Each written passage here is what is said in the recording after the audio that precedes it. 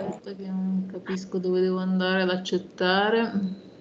No, basta che se clicchi, credo che ci sia un accetta, ma insomma non preoccuparti. C'è una sorta di... Ma forse è solo un'informativa. C'è una sorta di informativa, sì. Vabbè, non preoccuparti. Ecco. Niente, allora, I think everyone is already here, so good afternoon, welcome. This lesson is a little bit different compared to the other because it's also a seminar. This is the first seminar of this year of the project Sport International Politics in Europe. Last year we had 3 seminars. This year maybe we are going to have 3 or 4 depending on different situation. However, I'm very glad to welcome here Giulia Zonca. Giulia Zonca, she's one of the most prominent Italian sport journalists. She works for La Stampa. La Stampa, as the majority of you already know, but maybe not the Erasmus student, is one of the most important national newspaper. Is based in Turin, and Giulia Zonca is one of the rare journalists, I will say, in Italy that she's very attentive to all to international sport at 360 degree, not only at the mere sport results, but also to what happens outside the pitch. And today she will tell us her experience. We will look at international sport and sports mega event, some discussion that we started already in yesterday's lesson, but with the perspective, with the eyes of a sport journalist. So, Giulia, thank you very much for having accepted our invitation, and the floor is yours. Then, after your initial presentation, we will have a debate, and all of you have the opportunity to make questions. And as I underlined in the previous lesson, part now of the project, of the lesson, of the course, having the opportunity to discuss with not only with academic scholars, but also with people that work in sport in a different in sport and in international sport with different perspectives. So thank you, Giulia. The floor is yours. I turn the camera so you can see also the student. I will move. Of course. Okay. So, hi everyone. Thanks for the invitation. I'm very glad to spend some time with you, and thanks to Nicola for the presentation. It was very kind. He says already I'm working for La Stampa, and I'm a senior writer for that newspaper. I'm covering global event, mega event of sports, and I'm doing it since 2005. And we will focus on the geopolitical of sport, because nowadays sport is an intersection, I guess, between power, economy, leisure, passion. It's a rare field where you can put inside the emotion and also the political link and social connotation. And so it's a rare field where we can also discover something. Usually sport is pushing forward. So it happens that we see innovation and social changing in sports before we could touch it in the real society, in the life we had every day. So we are trying to focus on this aspect. I would like to build this lesson as a chat with you, so feel free whenever to come in. And as Nicola has said, after the first part, there will be floor for the question, but you can say whatever comes up to your mind whenever you want. You feel free to do so. I would like to start from my experience, because it's easy to take example about what I was saying before. And I started to follow mega event, which means Olympic Games, World Championship of Football, European Championship of Football, World Championship of Swimming or athletics. I cover quite,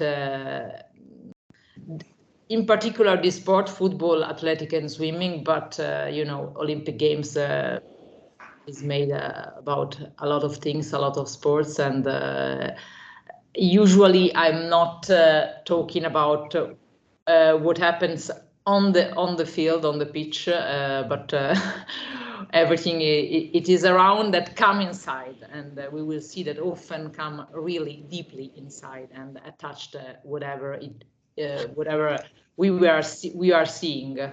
The major event is made of performance, of course, 80%, but the environment as a part also in the result, I guess, sometimes, more often than we could think.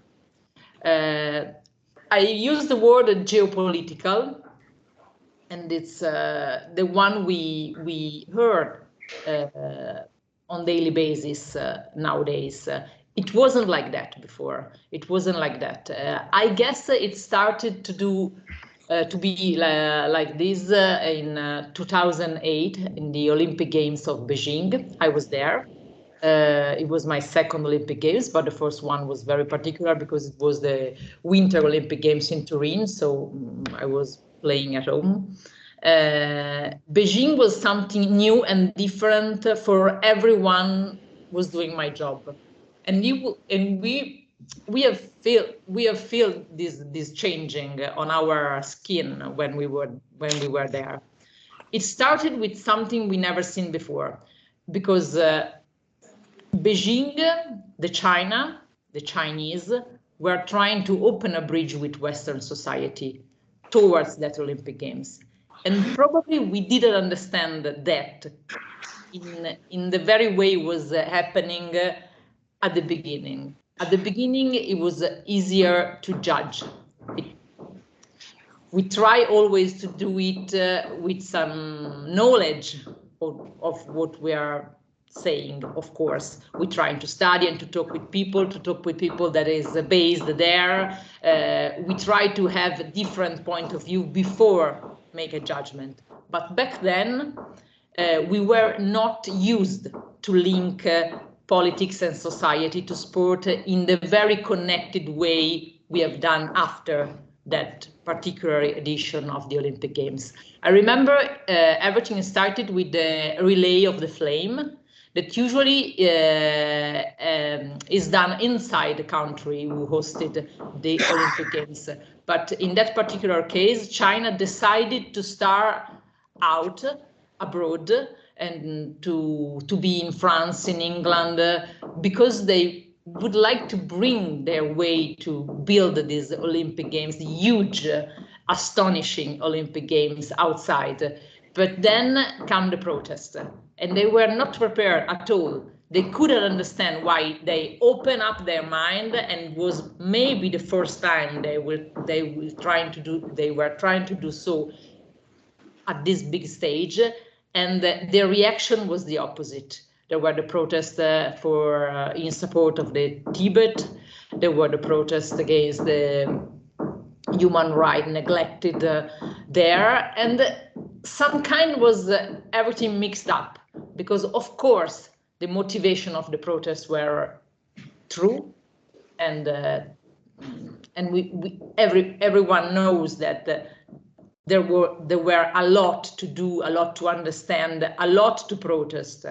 of course, but in another way, and beside that, there was this sincere feeling of opening.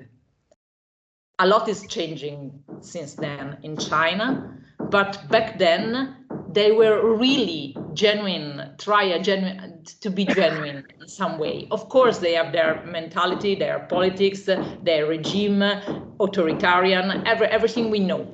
But they were trying to use sport in a different way, and they were the first to do this.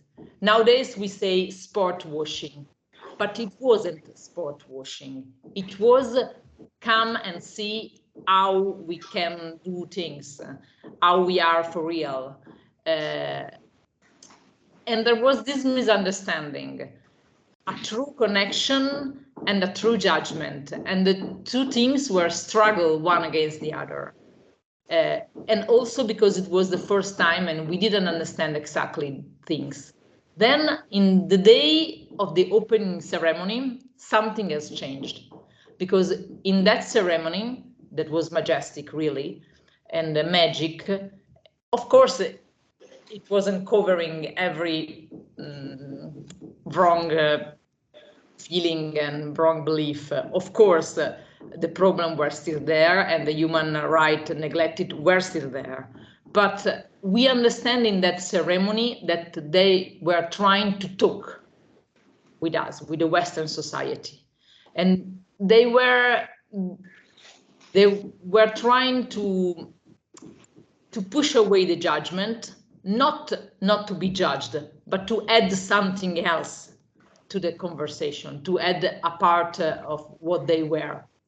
And we could experiment that feeling and this struggling belief all over the games. And every race, every competition was full of this feeling. It was really a turning point for the geopolitical connection between sport and the other field of society, and it was also a link that still these days it's hard to understand in the very way. But these days we are used to put the contest in the competition at the very beginning. Everywhere we go to play, we are trying to see what this country has done to have this mega event, how they want to use it, show themselves, cover something wrong, improving. There's a lot of things. Sometimes it's very clear, as in the Russian perspective was with the World Cup of 2018. And sometimes it's not so easy to understand where is the border between showing up and improving and opening and showing also something of what this country has inside. In that particular case, still China, maybe we didn't realize how much they were changing. And they were really open back then compared to the way they are acting now. And probably they really used that mega event, of course, as a spot. And it's very easy to see if you Google everything about that Olympic Games, you will see enormous things and everything in light and with, I don't know, it's big. Everything is bigger than you could think. And so it's very easy to see how they want to show up and say, look at us, we are very brave and we are capable of astonishing things. It was clear, but they use, of course, for sure, that mega event to open and to change the new generation, the young generation, and also to build some stories about it's very easy to talk about hero sometimes in sport. And in a totalitarian regime as China, they use heroes in sport. But for example, there was a lot of things that gone wrong in the sports side for China, and they even used the billboard of their giant champion anyway. Also when they could not perform, also when they could not win. It was very strange. Probably now it will be different. They are more closed, more suspicious. They didn't want to be so open to the judgment of the Western society because they have decided that don't mind what we think about them. It's very different now, and maybe we could have done something more and something better back then to understand the position they were. Maybe that turning point Olympic Games could have been used better from their side to use that feeling. And you could really feel the excitement in the street, the excitement in the young people. And I came back for a World Championship of Athletics some days later in 2015, and they were really changed. It was really another place. Beijing was really another city. And then they closed a little bit, and we know we experimented these days also. They have stopped to add capital in sport when this capital going abroad. They are trying to use everything inside their country.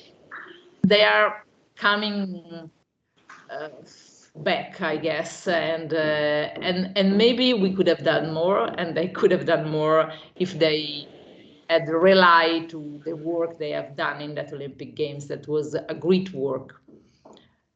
Said so, it was just a starting point. Of course, you will see every day how sport is linked to the contemporary society. And if you read, for example, in these days, whatever in the Instagram of the big champion, the debate, for example, of the Israeli-Palestinian conflict is everywhere, in every Arab player that try to have a position, and everything is slippery because they have this million follower, and everything they say it becomes an issue. But they are trying to do that, and also these things is changed a lot in years. We were used to listen to this refrain, a little bit boring, in my opinion, that sport is sport, is not politics, is not involved in society. Sports is only sport, as a sport is, I don't know, a planet somewhere else, not linked to our common and everyday life. But it's not like that. And I think the athletes are starting to take the floor, and it's not easy for them, really not easy. It's the opposite of easy, because the judgment it's in every corner, and really they talk to a platform that is so big that it's difficult to be clear and not be misunderstood. But if you see again, I take this example because it's easy.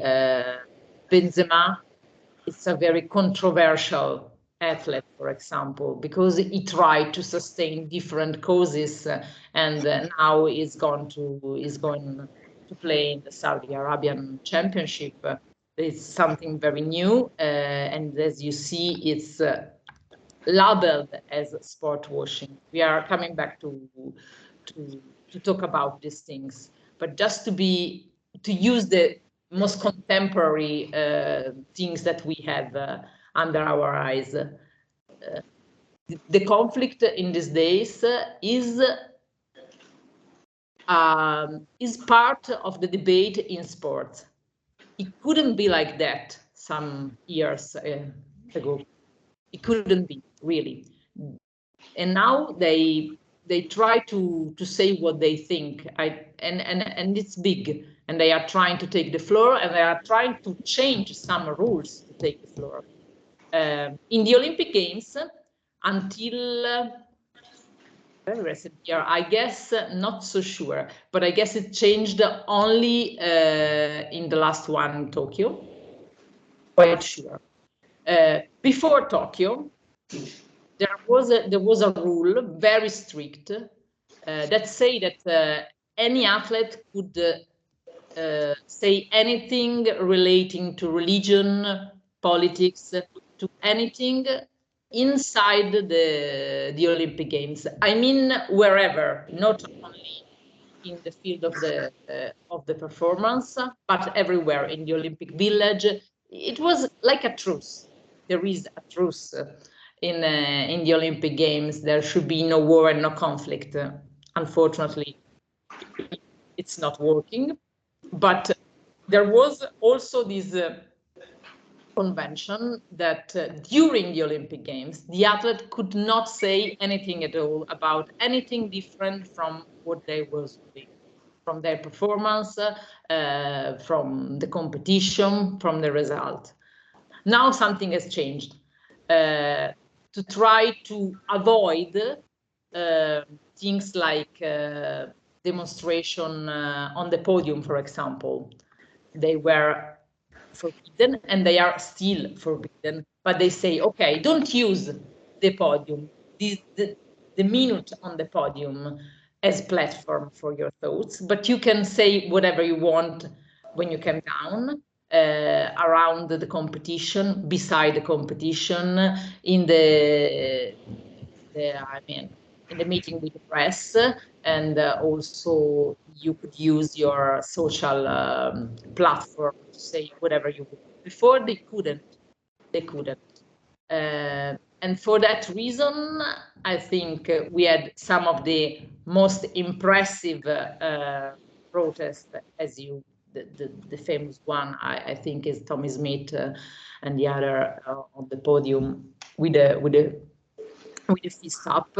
I think everyone knows the photo. Everyone has seen it, and Tommy Smith or Roberto Carlos with the fist up, protesting because Black people were marginalized, and there are still these same protests in sports. There are a lot of women, Black women, that also now in our years they are protesting against the different way of seeing. It's no more like in that year that they are protesting for a law that is different. Of course, now Olympics is promoting every value, so there is no more this problem, but still there are a lot of Black women that are saying that for them is more difficult to have a sponsor, to be paid as the other one, to be treated as the other one. And for example, Alison Felix, one of the most famous athletes of track and field, she won the most number of medals in the World Championship. She is a true star, and she had some problem with her sponsor. She had some problem with the environment and with her position when she decided to become a mom and still be an athlete. She has talked a lot about this. She has built a platform. She has built an association. She's very outspoken. Now she's retired, but she's doing her battle and calling for other athletes that speaks about it. So as you see, the way of protest is changed. Before there was this single huge act that you do, Tommy Smith. Now they are trying to build a connection. They are trying to raise awareness and to change things, talking and being together in their will to show us what is still wrong these days. So sport has always been a field where to do magic things, I could say, but important things. But now, as this role, we assign to sport this role. We know that when we are playing in somewhere, and in that country there is, I don't know, for example, and it's a true example, unfortunately, there is a law against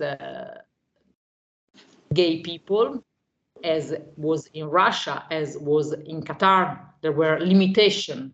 Of course, you can be gay, but you can't show to be gay in the society.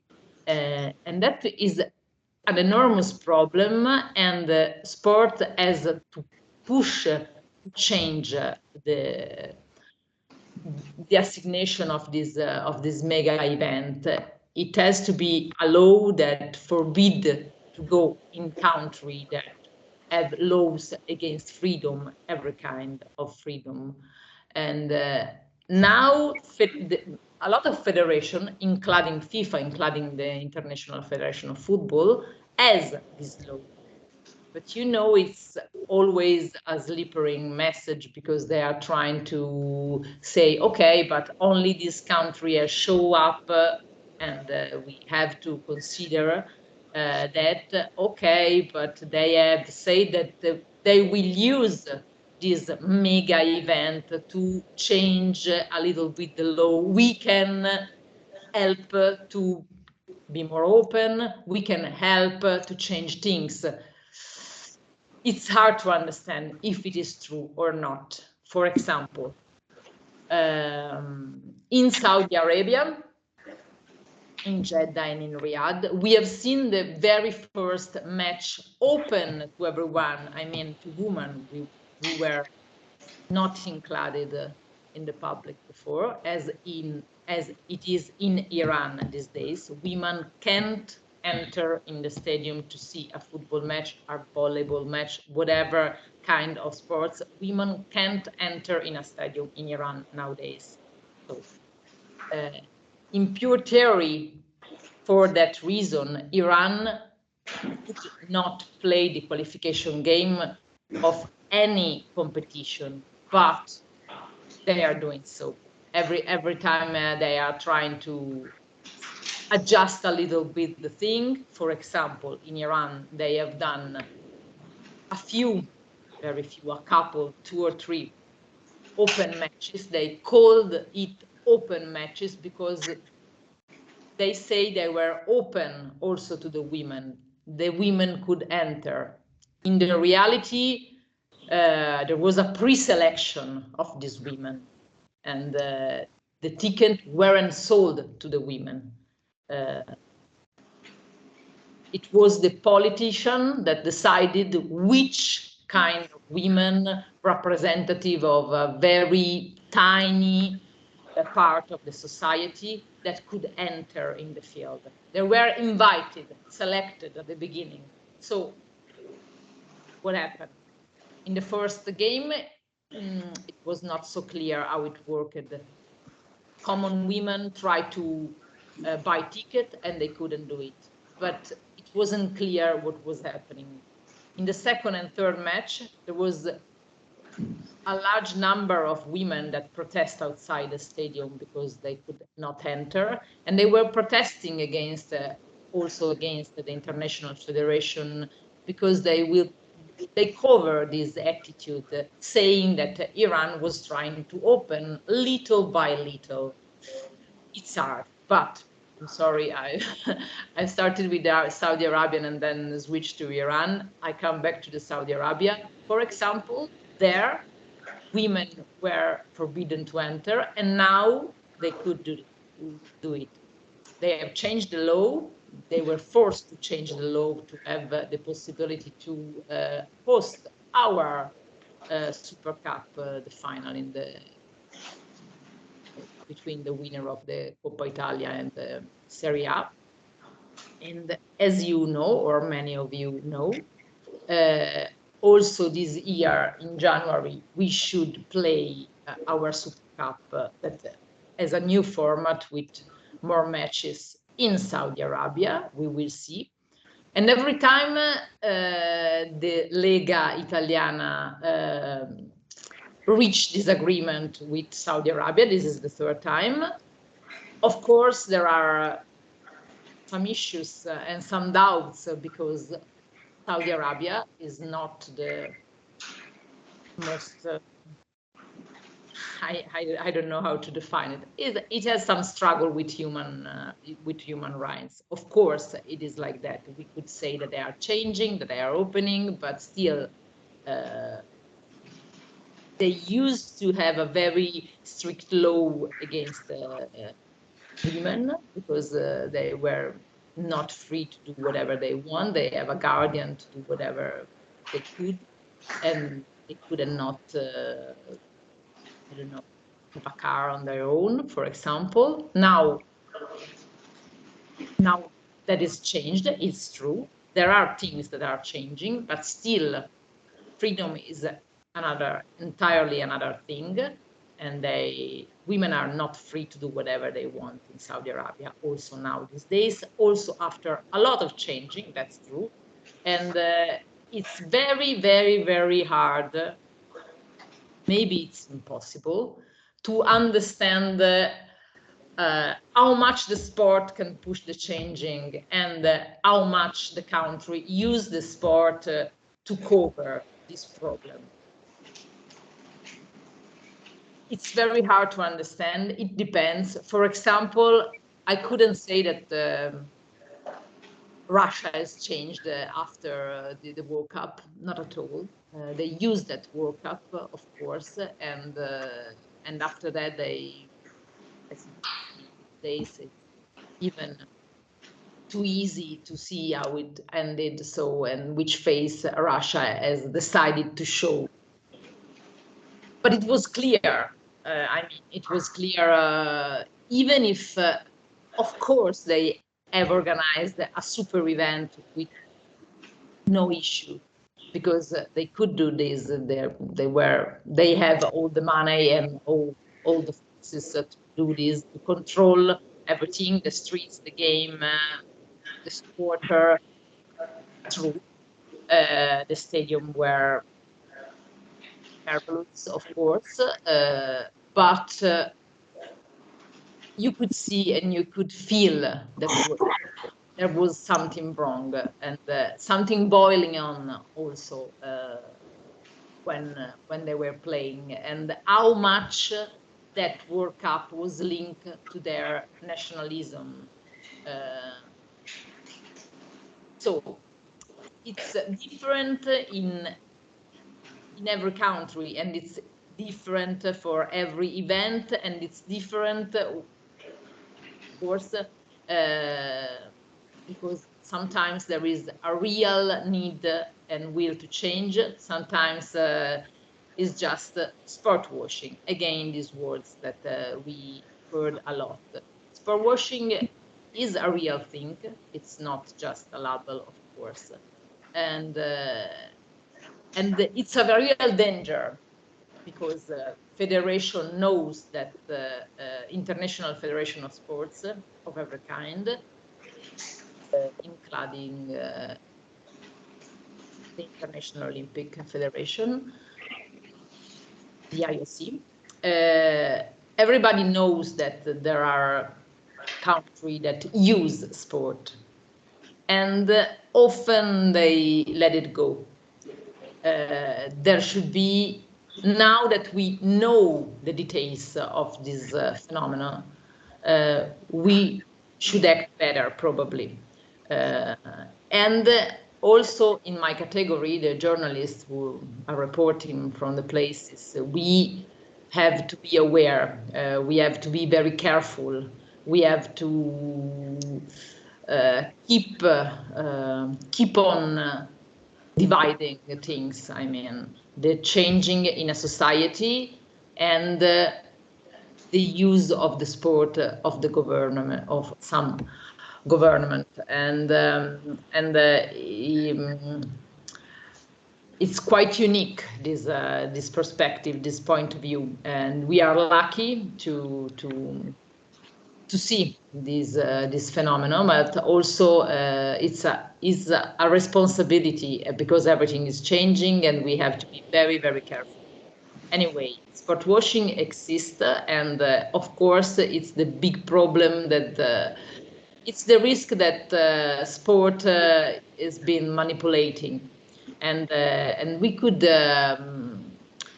see sometimes these things in these years with this Saudi Arabia League that attracted so much player, and not only old player who have left, I don't know, 1 or 2 years. We see young player going there, and we see how this has changed the field also here, because the league that could, the Premier League, for example, has raised the money involved in it, but I don't know if it is the right way to act, and if every single player costs 70 million and more, not regarding of the very value he has, and that is really strange. We could see also in sports many struggles for equity, the one between men and women, for example, and we see in years that the Olympic Games has reached quite the equity. I think in the next Olympic Games in Paris next summer, we could see for the first time the 50-50 representation between men and women. And it's been a long journey, because at the very beginning, women were not involved in Olympic Games. They were not allowed to compete, just to perform in some sports. And it's been a very long journey, and maybe we have to see the real number, but the projections say that for the first time in Paris, we could have 50-50 representation. So sport is pushing in Italy too, for the integration, for example. Sports is the first place we have seen multiracial people together with our flag. And it was long before we have seen this in our school, for example, and in, I don't know, other job field. So sport is able to change. It has this power, but it's a power that sports has to protect, and to avoid to let people with other agenda to use it. Now sport is changing, because it's always doing so, and it's always been, and is so also these days. It's able to change for the better, I mean, and it's a real power, a soft power, but a real one. But also there is the risk that is being used for the wrong purpose. We are there in this crossroads, and the system is fragile now, I think, because we have discovered the limit of the changing. Before we were more naive. We thought that the sport has its value to bring all over across the world, and the value will be so evident, but it's not that clear. So there are things that can be changed for the better, and things that can be used for the worse. We have to find not a balance, because it's not enough.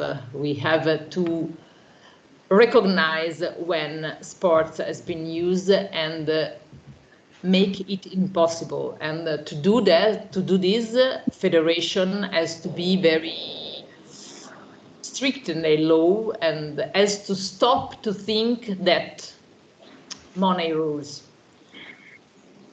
it's not rhetorical, because probably there was a time in recent years in which that works for real money rules. We have seen this, and it was quite normal. It was part of the game, and it was even too much moral to say, okay, you can't ask to sport to do things that society can't do. We buy energy from country that has no regards for the human rights, so we can do sport in that country too. It's the same. It's not the same. It's not the same, because sport can change, and if you kill this ability, it will be very difficult to come back. So we have to be very, very careful. And you, as a spectator, I mean, could do the same, because when people are involved and has the ability to follow a sport, it makes it bigger in sponsor, in economy power, everything, right, TV rights, everything linked to. But if people stop to follow that sport, lose power. So you have power too, I mean, that is very, very important. I think I've talked enough by myself, and maybe you want to ask something, add something, or I don't know, you want to know something more than something else.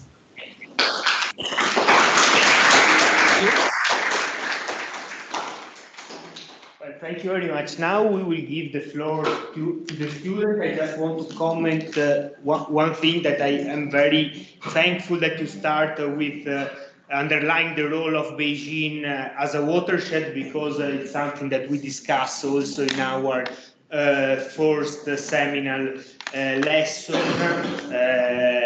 And it seems to be a turning point also for the academic work on that on this topic. Anyway, let's see who wants to start to ask question, and also we have to check if you can listen if they speak without microphone. Otherwise, I have a microphone, but I think and I hope.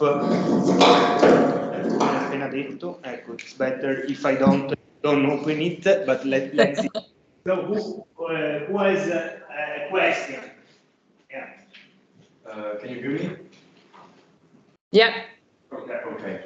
My question is, which is, in your opinion, the right and more effective way to address this huge difference in terms of culture and respect of human rights with these, let's say, controversial countries? I mean, at least for us, such as Qatar and Russia. And do you suggest more maybe an approach like was taken by Germany in the World Cup, or maybe a softer one like basically every other countries? So I think we lost an opportunity in Qatar where the captain of a large number of teams were decided to show with the armband, with the rainbow armband, to show solidarity to LGBT community. And they didn't do so because they were threatened, and it's the only word we could use. They were threatened the day before the World Cup. That World Cup started. The federation let them know in an unofficial way that if they show up with the rainbow armband, they risk to be sanctioned and disqualified. So nothing was clear. There were only words, but tough words on the table. And the single federation that were decided to show their solidarity changed their mind. And as you mentioned, Germany has tried something in between, showing up for the official photo with their mouth covered up like this in the photo, and to denounce the censorship in some way, but it was not enough. I think that if in that occasion every federation that has showed the will to protest as talk with the other, and they show up together, everyone, I mean, we were talking about 12 team, half of the European team that were involved in that championship, and we were talking about important federation as Germany, as France, as Netherlands. So if everyone had decided to go on with the protest, I think we have seen something different. We have seen something strong, a strong voice, and the sport as a strong voice. And sometimes they didn't know. Sometimes the one who could act does not realize how important they are, how strong is their voice. So I think in that particular occasion, we lost an opportunity, but it's not always like that. I mean, sometimes you face a reaction too strong. Sometimes we ask to people to talk and in situation where they could not be comfortable. I think that we cannot leave the one single champion alone in the stand, because it's too much to handle. It's really too much to handle. Sometimes for example, everyone is waiting for some important footballer who say, okay, I'm openly gay, I have no problem to say that. Okay, everyone is waiting for that, and we know for sure that at the moment in which that things will happen, it will be a huge poster, a huge support, a huge move, for sure. But even if that is a changing of the game and a changing of perspective, we cannot think that someone so famous will say that without being in a storm of at least of talking, at least of words, at least of social platform that post whatever about it. So it will be a lot to handle. It will happen, of course it will happen, but the very best thing will be that we have not to wait one single person who do so. But when society will be so evolved, so ready to do so, that we have a multitude of people that talk about this. I know that it's difficult to think that they could wait one for the other, but it will happen. I'm sure it will happen. Some days it will be quite normal to say it because the field will be ready. I don't know, unfortunately, if we are still there. I don't know. We are experiment some case of people who say this, but they are not so famous for real. And maybe it happens in Australia, maybe it happens with retired player.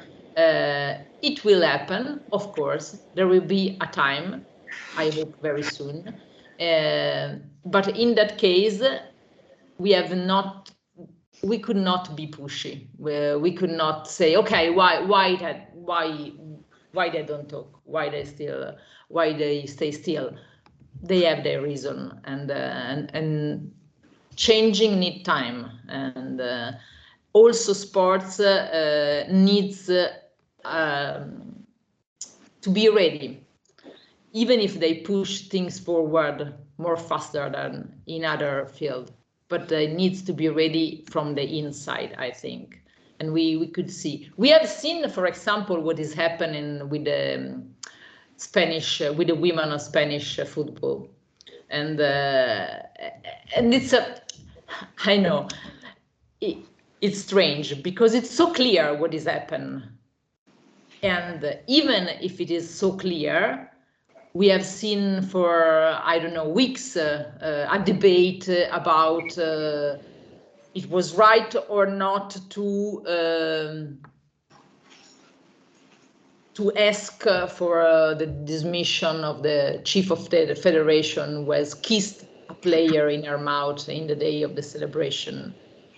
I mean, what we have to talk about, it's so clear. There is the footage, and there is the player involved, Hermoso, who say, I was disgusted by this kiss, and it's not enough. Okay, it was not enough at the beginning. We need weeks of debate. We need the Spanish politician who push for that removal. And also in these days, there are people who say, okay, it was a kiss.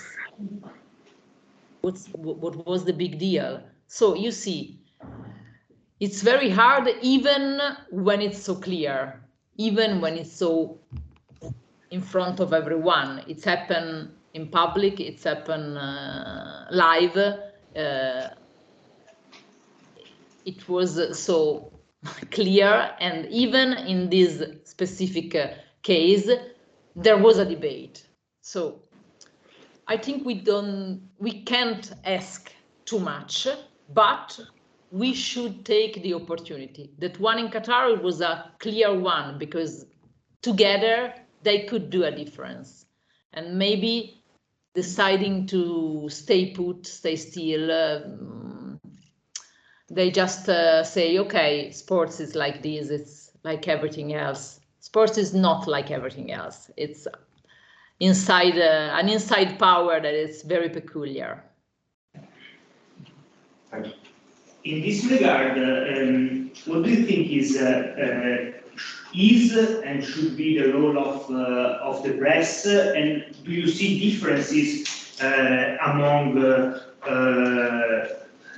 different countries? Like when you travel and you discuss with your colleague of other nations, do you see differences in dealing with these type of topics?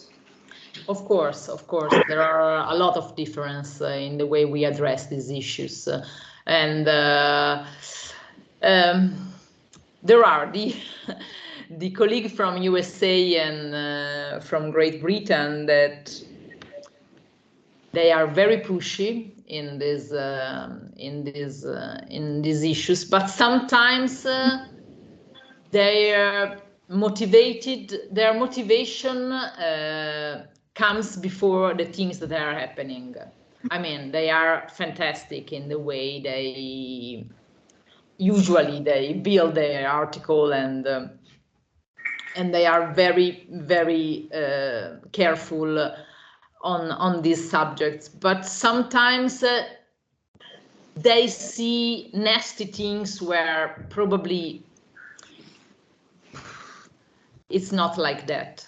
They are very touched by that issues, but for sure they have been leader in this field. They were the first one who tried to talk about sport in a different way, and we learn a lot from their way to build their reportage from the world about sport, of course. But sometimes when I talk with them, they see something wrong where there is not, and they try to find out something wrong.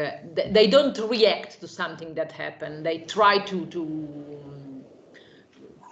find out where there is something that is cracking, or they are not sure it's in the way it should be, for example. But I love to talk with them about these issues. Really, they are passionate, and I've got a couple of real friends, and we struggle a lot about that, about how much we have to push and how much we have to see.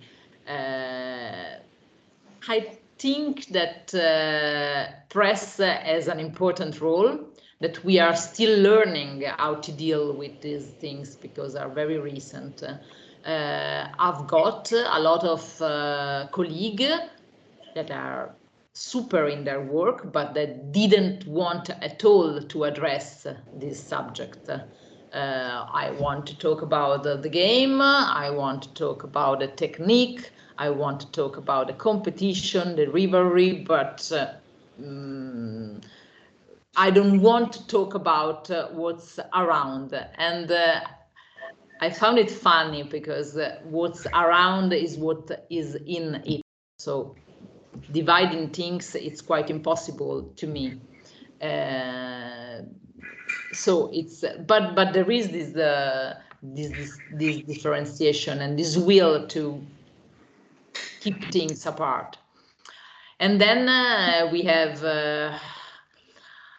in Qatar, I have met a couple of super journalists from Iran, but it was very difficult for them to cover. Of course, you can imagine. They couldn't write about protest, and Iran tried to protest at the beginning. Some of the players of Iran tried to protest against the treatment Iran is using on women, and they have tried to show up. It was not so easy. They stopped to do so, and the press around them, it was doing the same. At the very beginning, they were trying to say little things and to use some kind of photos, some kind of statement, to report some kind of quotes. And then they had to change their attitude. And it was very, very sad to see how they were struggling, because it was a real struggle between the intention to denounce what was happening and the need to be careful. So sometimes we have to talk, we cross people in a different position from us. We have to use our freedom, of course. We have to use it to be more attentive that we can. We have to speak with a lot of people. We have to see the problem in the different angle. As I mentioned before, I've talked with the ladies in Saudi Arabia that were in a stadium for the very first time, and I can't deny that they were testifying a changing, something that was never happened before. I've seen these young girls that were hilarious about what they are going to see for the very first time, and they were covering in flag, and they were showing up photo of old players, the old Serie A, to be fair. They were not champions of our days, but they were sincerely and genuinely involved and happy to be there. So I can't say that it was totally useless to go there to play, because maybe if we, or the Spanish that play the Super Cup there, if we decided not to play there, maybe this changing would have been different. Maybe today the women were still not allowed in a stadium. I don't know. Of course, I don't know. We have to keep every perspective in our mind, trying to mention everything. But of course, we can't stop saying that if in a country human rights are neglected. We should not be there. We have to wait there, change the law, and then decided to go there after the changing, not to be the engine of the changing. Thank you. We have a couple, more than a couple of questions, so maybe we collect them and then you answer. You were first. Yeah, I wanted to ask you something about the thing that you mentioned before about the drama with Rubiales and the Spanish football player.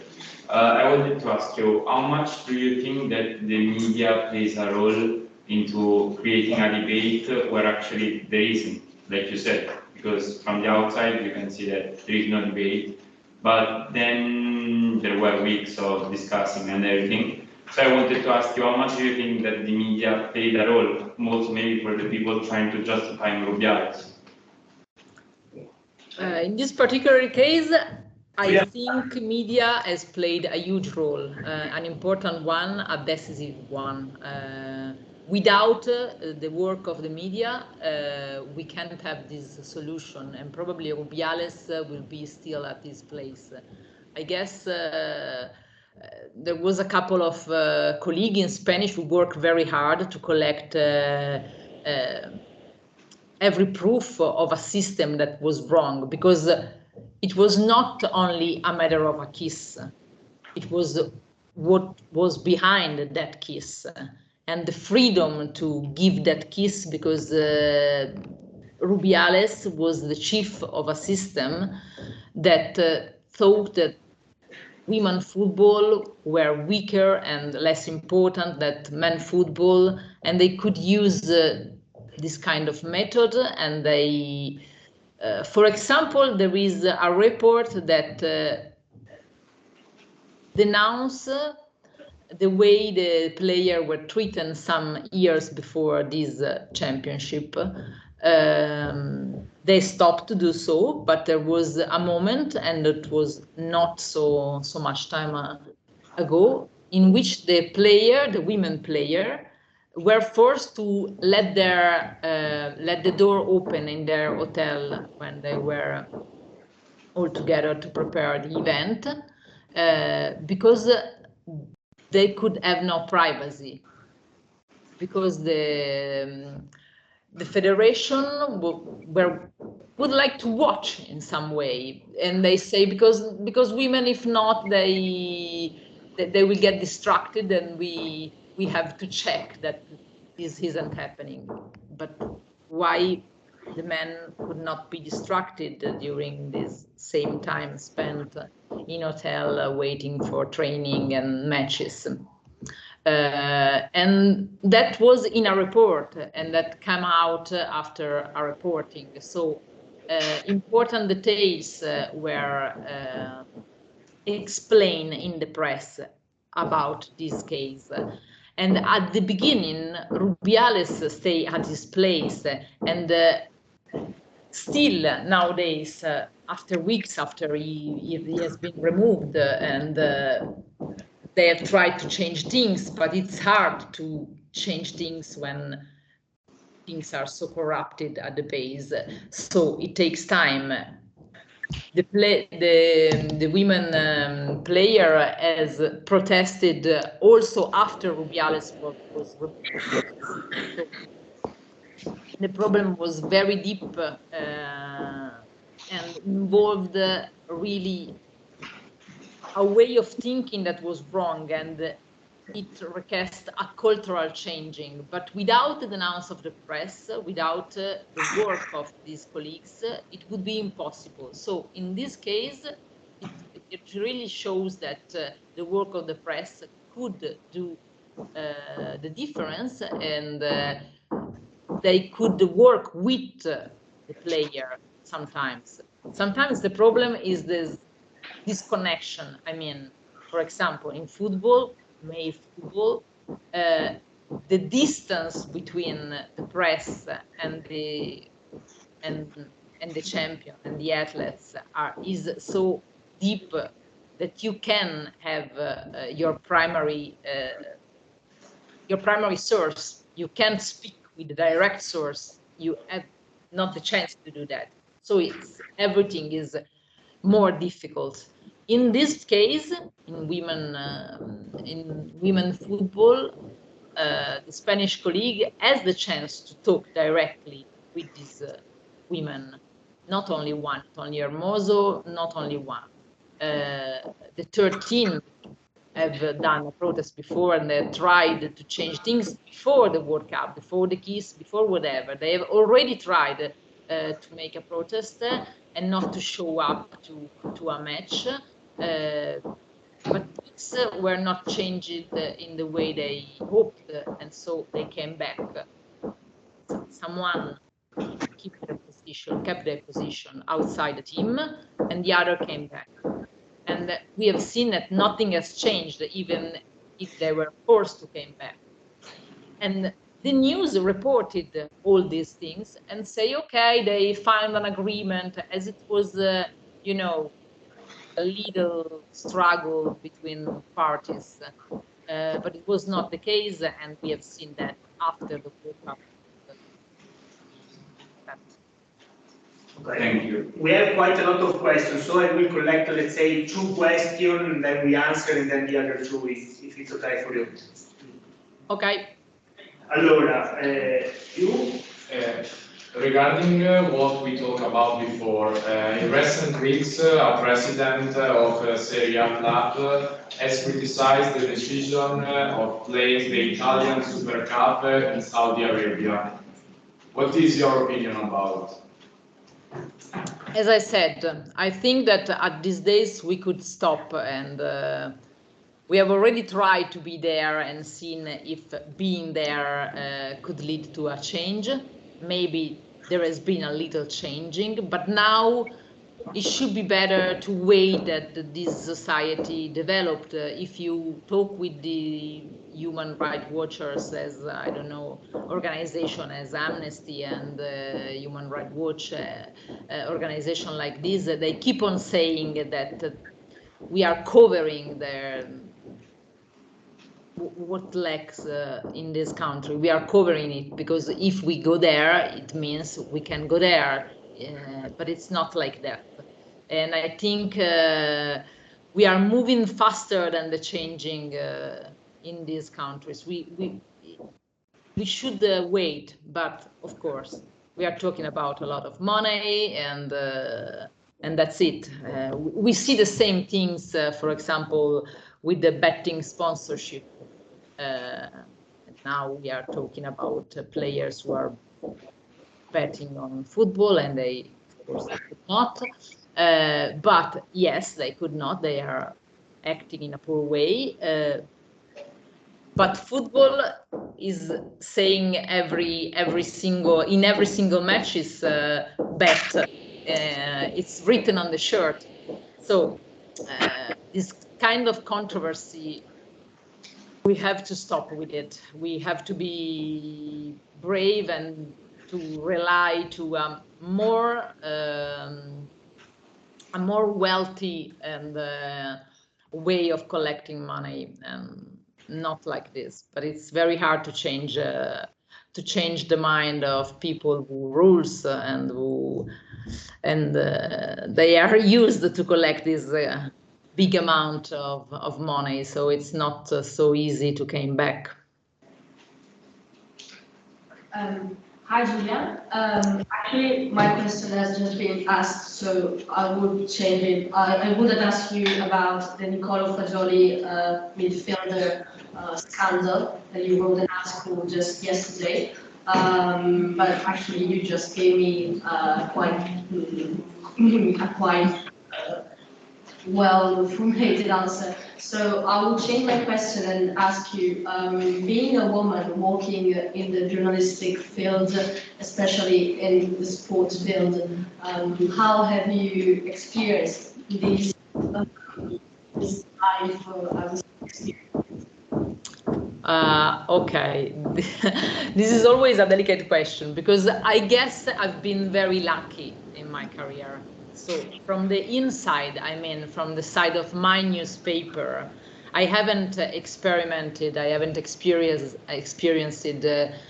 I don't know, any difficulties on being a woman. Outside, maybe sometimes it happens. For example, in football, it happens to be one of the few that are around and maybe not so considerate.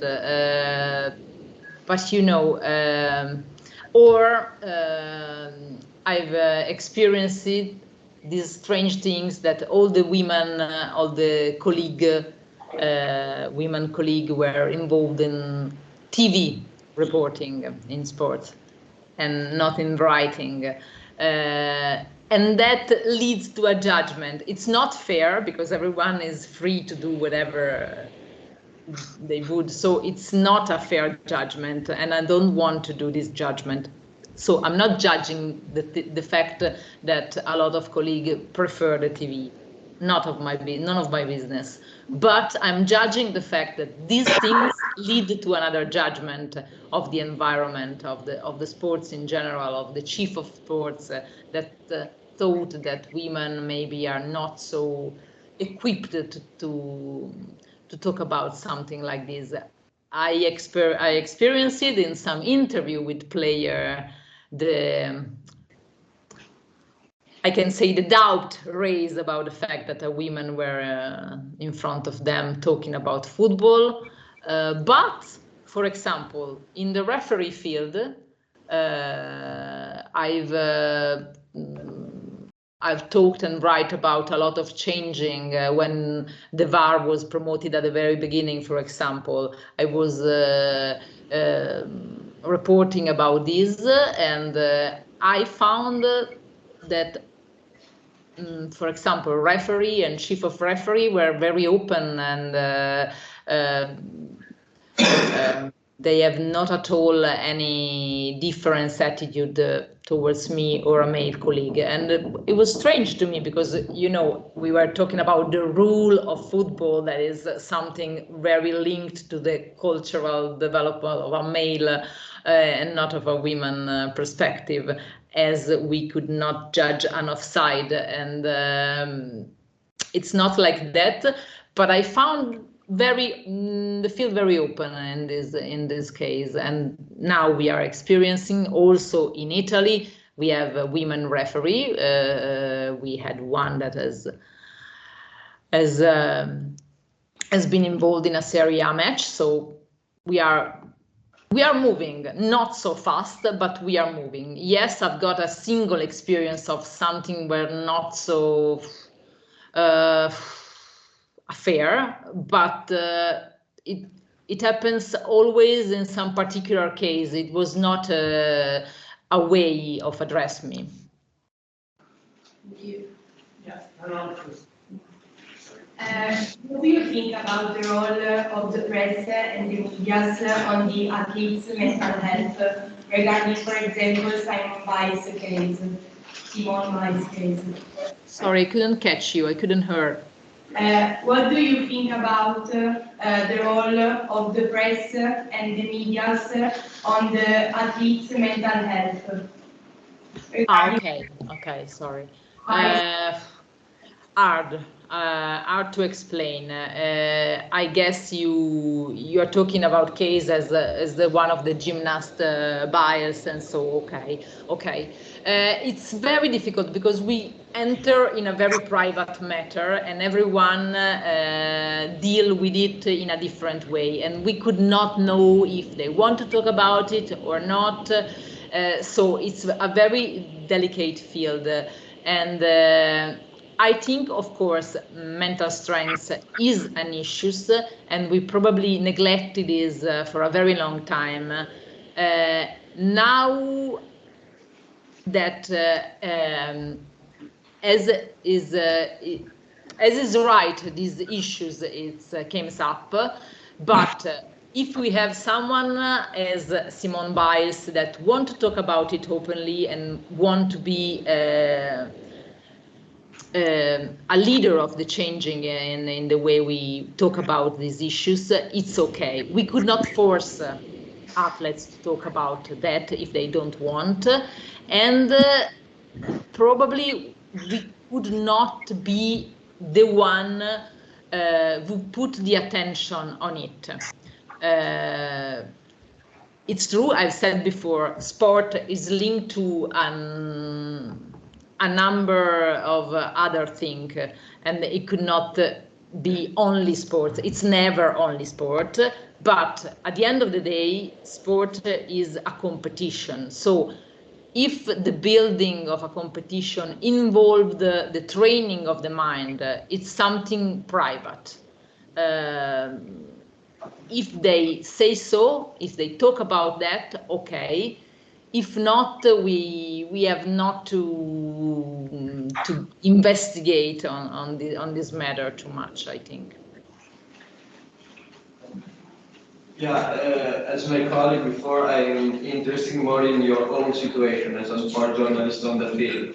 So, have you ever been in a situation strange or particular, an unpleasant situation on the field, something interesting, maybe something linked to what we talked today, maybe in an Olympic or in a World Cup?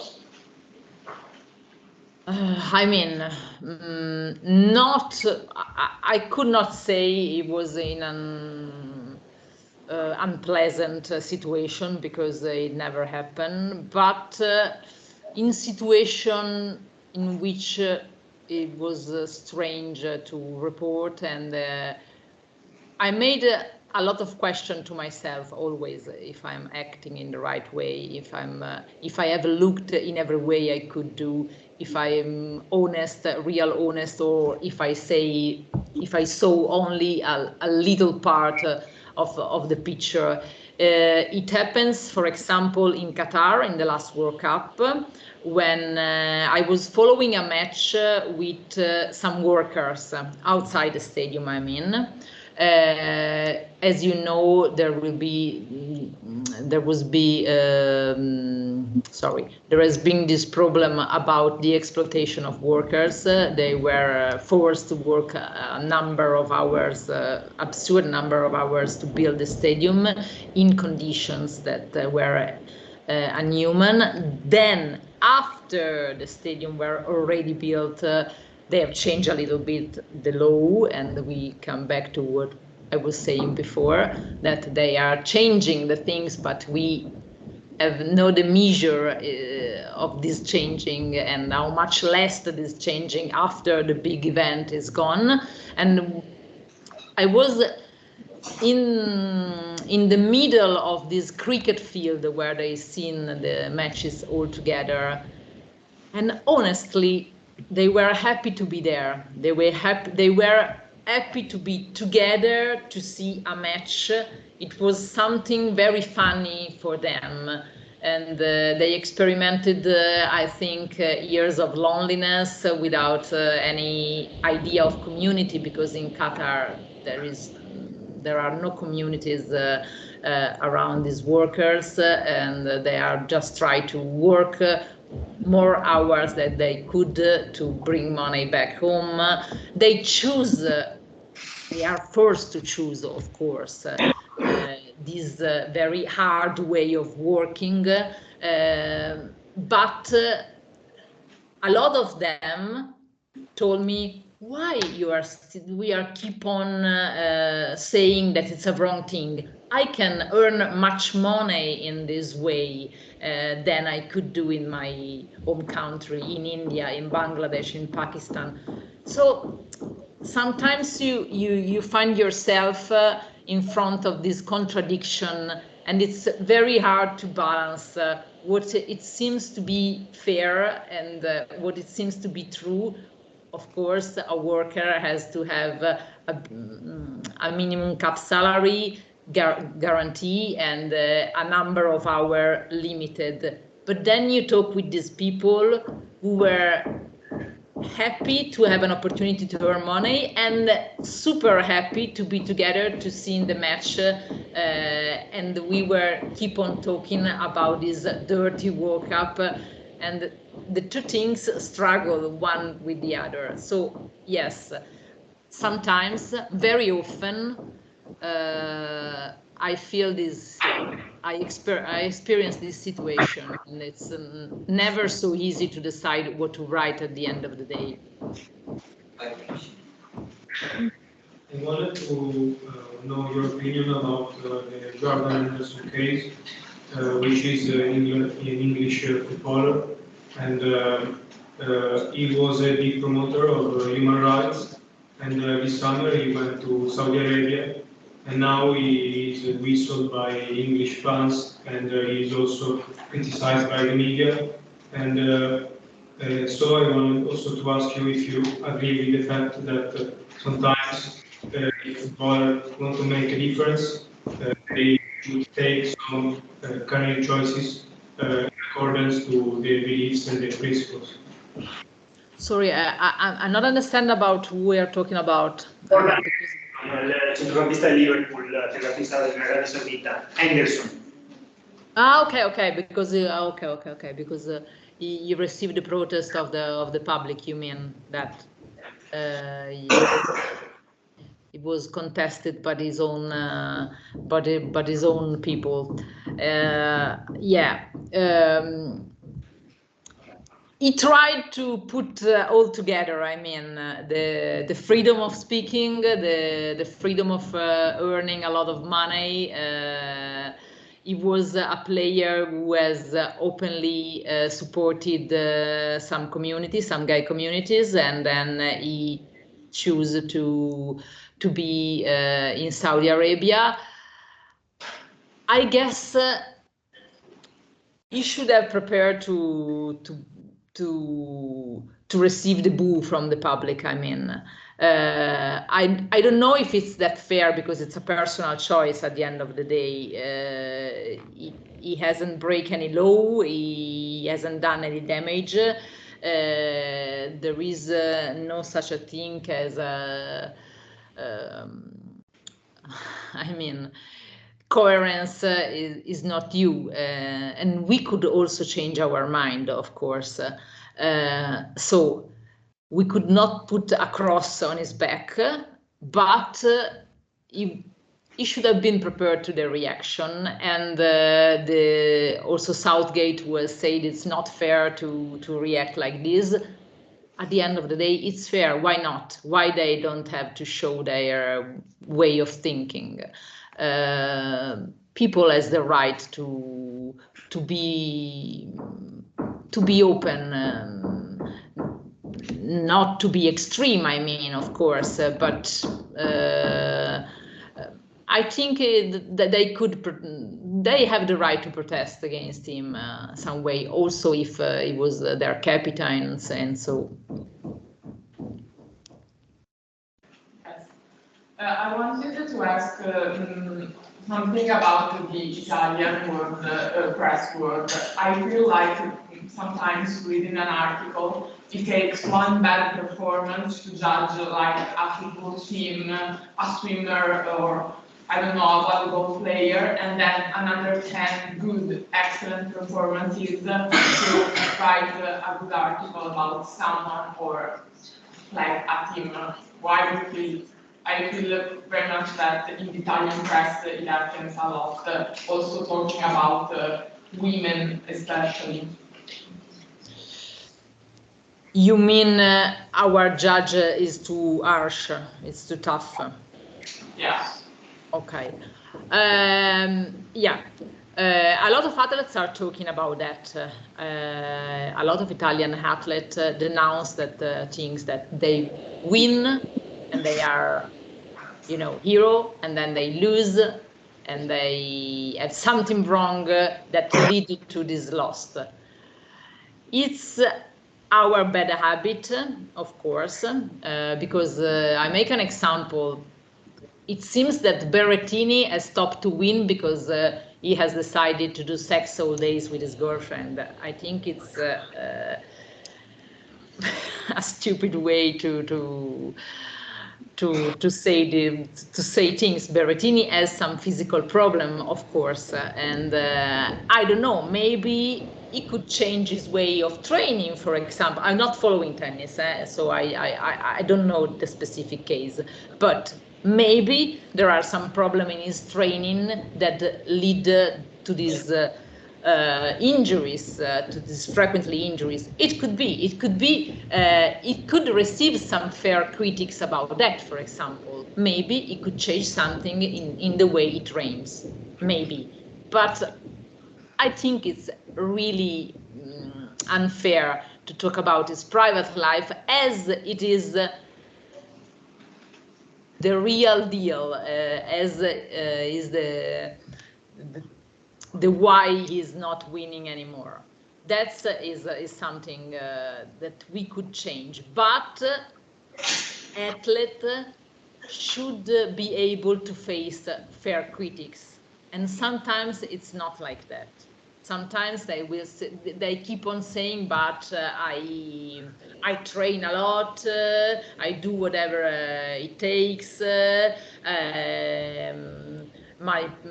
don't go out in the night, I do whatever it takes to be prepared, and so I don't accept any critics about me because I have done all that I could. You are a sportsman or woman, and it's simply normal to be judged for your performance. Of course, it should be a fair judgment, of course, and it's not only because I don't know, Sinner has decided to not respond to a call of the national team because it has some problem, some physical problem, some problem to his back, and he received a lot of critics because you could not say no to Italy. It was not like that.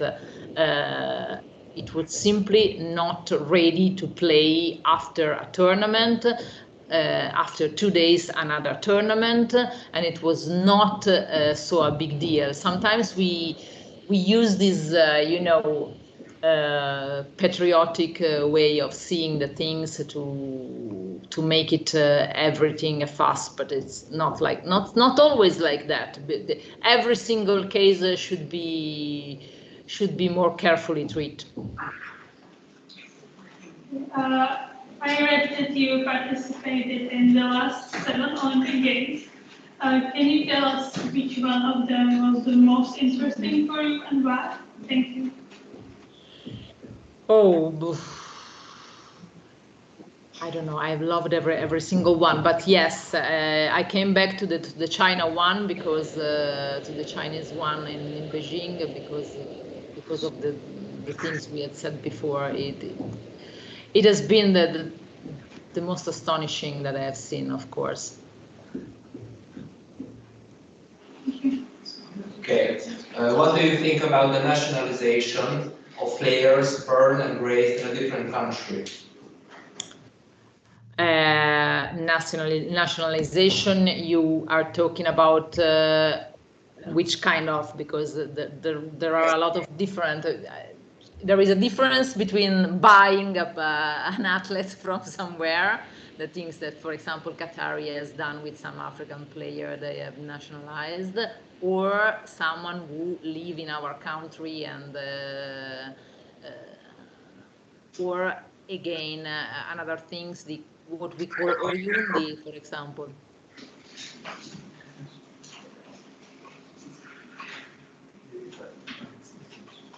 Buying citizenship.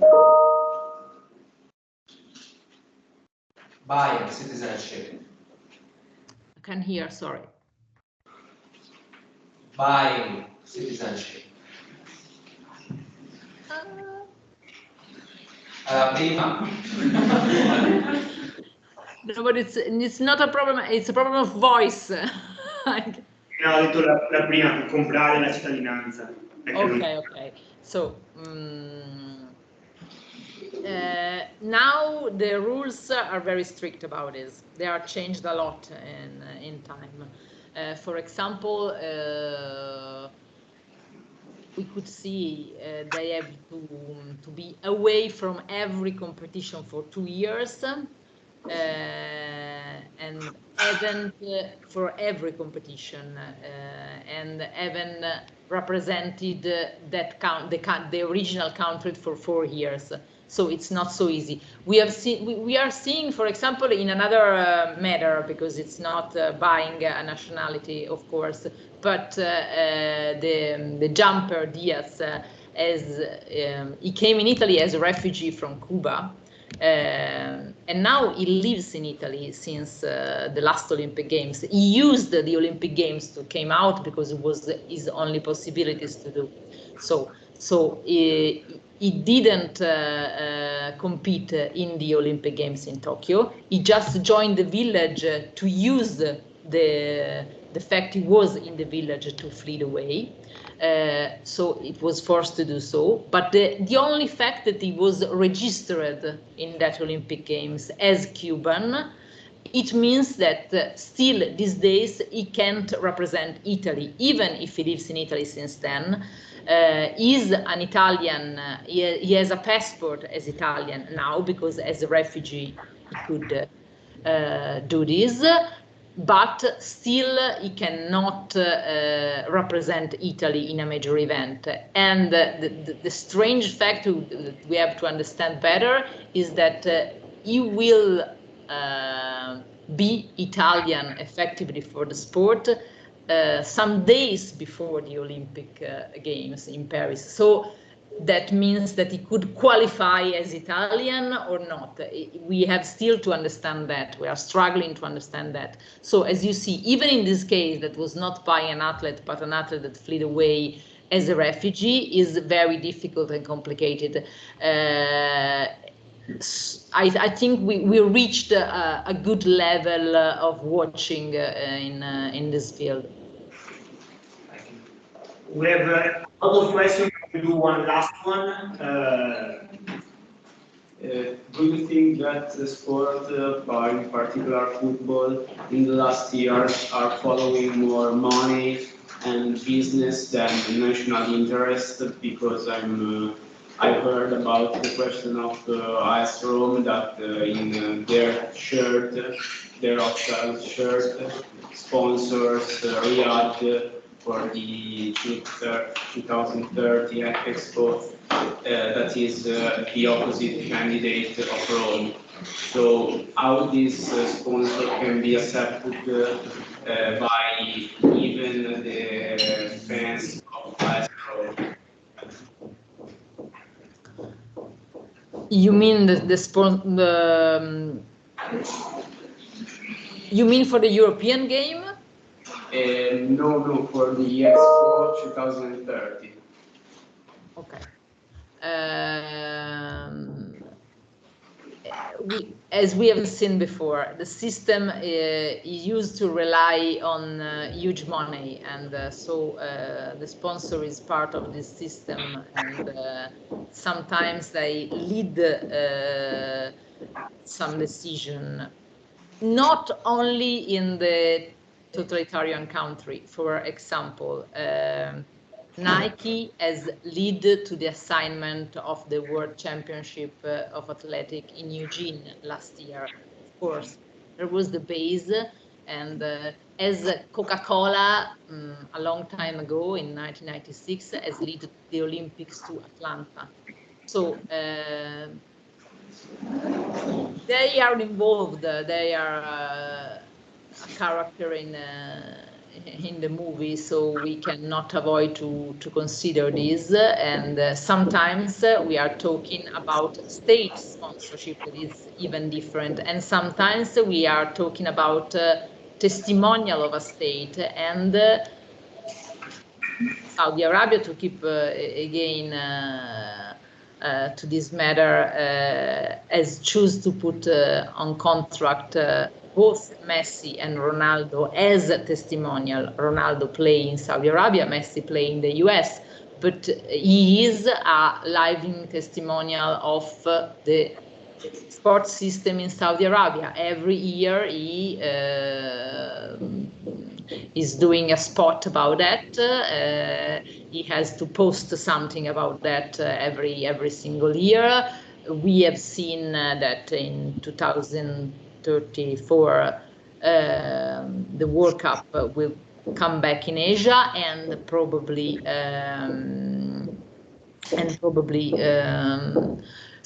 come back to the Middle East, and probably it will Saudi Arabia that will try to have it. They are already candidate for that World Championship. So it's a part of the picture, and we cannot take it away because it's completely legal the way they are doing pressure. But we have to monitoring that. Okay, thank you very much. Thanks to you. Unfortunately, our time is over because there were a lot of questions by the students. We will have the opportunity to discuss about this topic. Giulia, grazie mille. Grazie a voi. E ci aggiorniamo, ci sentiamo, poi ti scrivo. Grazie, Certo. Grazie ancora. Certo, buona giornata, grazie dell'attenzione. Ciao.